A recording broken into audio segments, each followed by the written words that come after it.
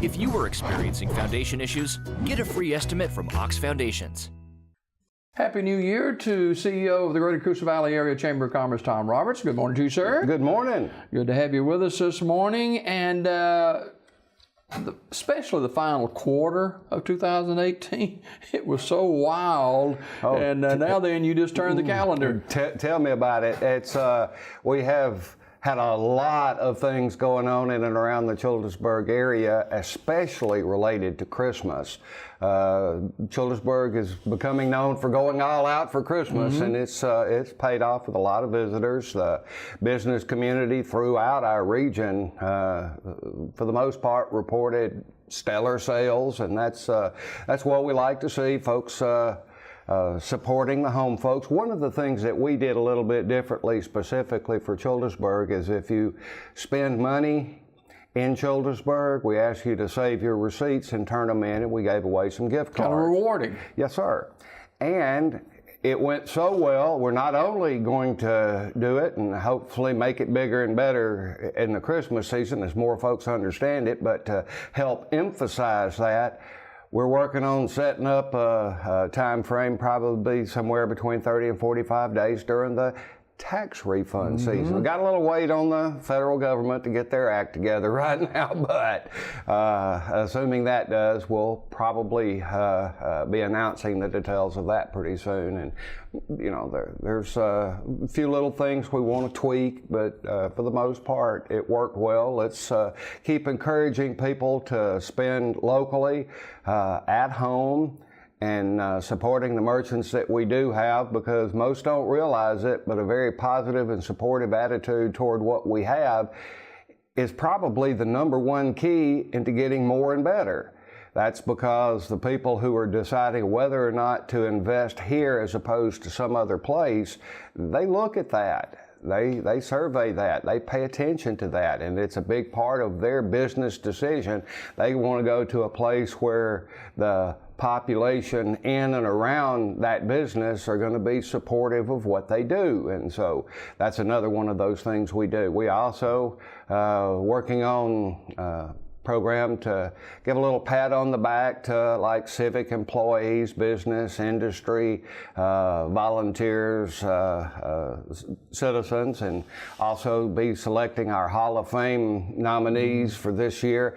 That's going to be starting a little bit later on today. We'll put out the final form for folks to start nominating those that will be awarded during our Thursday, March 7th Chamber banquet. It'll be here before you know it. Oh, it will be. So we've got a timetable set up, and it's time to get moving on that. Already have our music set up for Coosa Fest in April, and just trying to get ahead of the curve a little bit, Jimmy Dale, and make sure that we leave ourselves room to improve over previous successes. That's a big thing. You don't want to just repeat what you've done in the past. You want to make it bigger and better.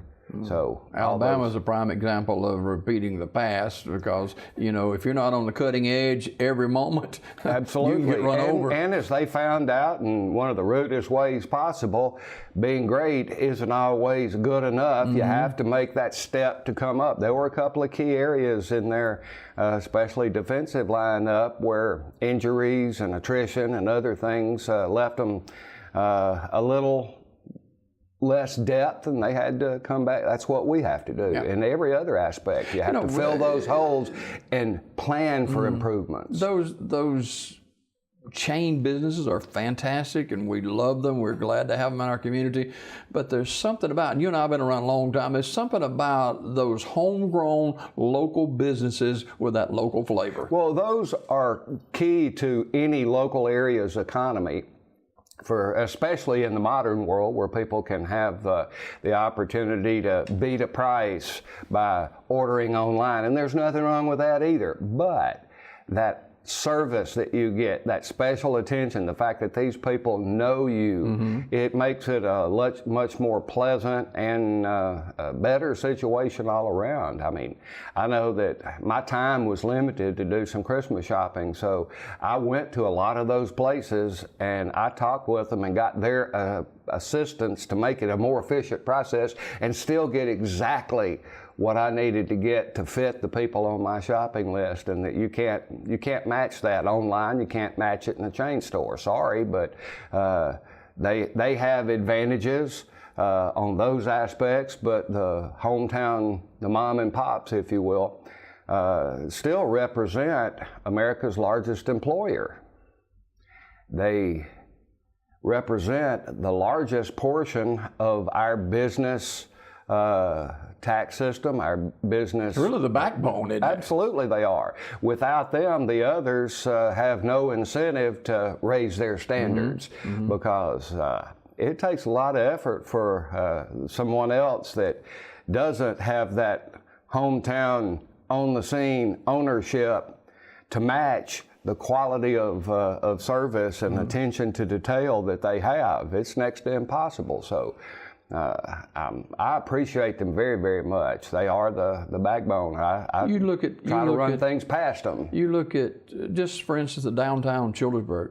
What a beautiful face they put on for Christmas, and a lot of those are locally owned and operated businesses. Well, and at the same time, with a big ribbon cutting and grand opening kickoff yesterday in downtown Childersburg, we're already seeing a lot of interest in other buildings, other businesses coming to town, and you're right, most every single one of them is going to be of that mom and pop variety, and that's the lifeblood, the heartbeat of a small rural community. No matter how well populated we are in the area around us, and make no mistake, we have literally hundreds of thousands of people that surround the 280 corridor that come here to work, to shop, to eat out, to go to school, and those sorts of things. So it's important that we have that local flavor, and it's starting to, that portion you were talking about, decorating for downtown, it creates a little more interest when you see traffic from existing businesses, as well as that little extra special decorating during the holiday season. Boy, that makes a difference. Yeah. It gets folks fired up saying, I want to be a part of this. So, it's Tom paying Roberts, off. CEO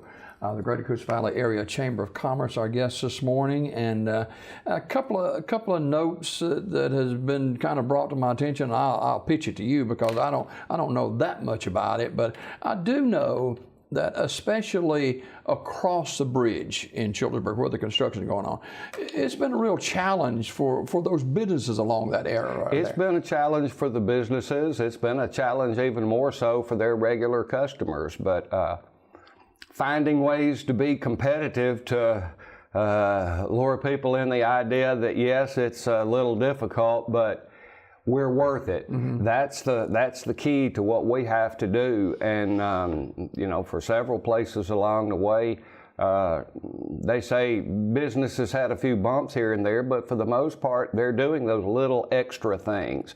Some of it is price point. When you get gasoline, those are the ones that are on that side of the bridge that have been driving the drop in gasoline prices throughout our region. It started on that side of the bridge because they needed to, Jimmy Dale. They had to keep that traffic going, because if they're not stopping to get gas, they're probably not stopping to get other things inside the store. So those kind of things are, and a big pat on the back to those folks over there on that side of the bridge, because we saw our gasoline prices drop about 30-40 cents. So, way to go. Hey, I don't know anybody that doesn't that wants to pay too much for filling up the old gas tank. Speaking of that construction project, where are we at as far as you know now? Well, they have added another layer to the foundation of the actual roadway area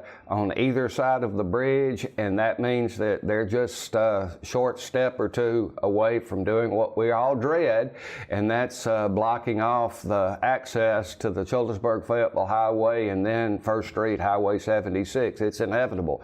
You can't put a bridge across that area without closing it off for at least a short period of time, and they're trying to get rid of every other aspect of the problem so that won't have to slow that process down. When they do it, they'll be more efficient time-wise to be able to get it done in as little time as possible. And from every indication, they're getting very, very close. And I dread the day it happens, because you were talking about the pain of traveling and shopping on the the other side of the east or the west or north side of 280 bridge, but it's going to be worse throughout the area. My biggest suggestion to folks who have to travel that area and go one direction or the other toward Fayetteville or toward downtown Childersburg, find you a place farther out on either end to get onto and off of, because it's already getting extremely difficult. My time frame used to be about 10-15 seconds to pull out onto Highway 280. Now I'm lucky if it's 3 or 4 minutes, and we're not going to have the traffic light to go to be able to get back on that. So the farther out you are, the easier that process is going to be. So use what we have, be a little bit on the patient side, but most of all, please be careful. If you're in a rush, you can't accommodate those idiots that want to go twice the speed limit through there. They're catching them still and giving them hefty fines, but the reality is, unless they've personally been caught, they're going to keep doing it. Yeah. And that makes it even more dangerous to try to get into and out of traffic. You have to look at a huge volume of traffic through there too every day. Well, it has grown throughout our area. There was a good strong time frame there where the traffic through Sylacauga on Highway 21-231 was stronger than on 280, with the exception maybe of a race weekend or a football weekend. But now 280 is just getting big. When I was coming out today, it took me 2.5 minutes to pull out onto Highway 280 to turn back towards Sylacauga, because there was a long line of traffic. And so, you know, we just have to be more patient, leave a little early, do those little things to make sure that we're safe and efficient with getting the places we need to go. But the good news is that when they're completely through with the bridge and the other crossover work they're going to be doing, it's going to get so much better. It's going to be so efficient for everybody. It'll be a whole lot safer for everybody, but we have to go through the bad to get to the good. We see new businesses sprouting up. We see businesses that have been in operation for a period of time close their doors. And what information on Natchez Barbecue? I know they've been there a long time. I understand they closed. Yes. Okay. There are some other developments going on. Someone else has already almost immediately leased that building. Not surprising. It's being upgraded as we speak now, but the number of people that are going after buildings and replacing the businesses that we've lost, it's only natural that you're going to lose some businesses. Happens it's here. natural that you're going to grow businesses, but there's going to be some interesting developments. I have to be very careful in what I say, because a lot of business people do not want other business people to know exactly what they're up to. But suffice it to say that the options that we have in Childersburg and throughout this area are going to multiply. Just for example, an outstanding but small restaurant up in Talladega is spreading its wings, coming from a successful business in Talladega to opening up a place here. And I have every reason to believe that they're going to be very stable in their new location, just right here within shouting distance of you. What they're proposing their menu be is going to be quite interesting and unique. Kind of a unique name, isn't it? Charcoal and chocolate. That, you know, that's going to be strong. But those same people are also looking at other places. Yeah. So, you know, it's just a thing that takes a little bit of time, but keeping up with all the proposed independent businesses, the proposed chain businesses, the proposed franchise businesses, the number of industries that are coming into our area, that are growing in our area, things are going well, and we just have to keep that momentum. And you've talked about this more than once, the competition with companies looking for skilled employees. I don't know if I've ever seen as many companies that are in our area and across the state that are looking for quality employees. Absolutely, and paying very, very well. It's refreshing from I need employment point of view, but it's distressing from the other side of the coin, is that some of them are even lowering their standards a bit by, if you can pass a drug test and have a work history that shows you'll be reliable, that's pretty much enough to get you hired, get you on the road and they'll train you or arrange for the training. But we're working feverishly behind the scenes, working with not only CACC and the local school systems and dual enrollment, but the community college system of Alabama to try to up the standards that we have in preparing people for particular, not just jobs, but particular jobs, so that they don't have to learn a skill or trade here and go someplace else to fulfill that. We're trying to match up, get the industry folks talking specifically with it and finding the resources necessary to put those classes in place. It's kind of hard to work with physical machinery if you don't have the machinery to teach on. That's one of the things that several years back that kicked off dual enrollment with NEMAC and their robotics, donating a piece of robotics equipment to Sylacauga High School, and that has opened the door for county students to be a part of that program. So all these things are important. On the other side, we also have the idea that we're still going to have to recruit some folks from outside our area to come here to work. We have to keep working on the infrastructure needs that we have to accommodate large numbers of people coming into the area. If you're old enough, you remember or have heard about it if you're not old enough, but in the late 50s and throughout the 60s and into the 70s, Kimberly Clark brought a lot of folks into our area that are important factors in our local communities even still. But they had to come here, and when they moved here, a lot of new housing was necessary. It gave us a boost in all sorts of other economic and recreational activities, and we have to be mindful of so many different things and stay so far ahead of ourselves to be prepared for that. It's a daunting job, but we've got some civic leaders and chamber leaders and community leaders that are stepping up to help us prepare for that time frame. It's not an easy process. It's not slow. It's something that we have to keep a watch on. I try to keep a list every month when I meet with my board, different aspects of the community, and are we taking steps to be more prepared in all of these areas.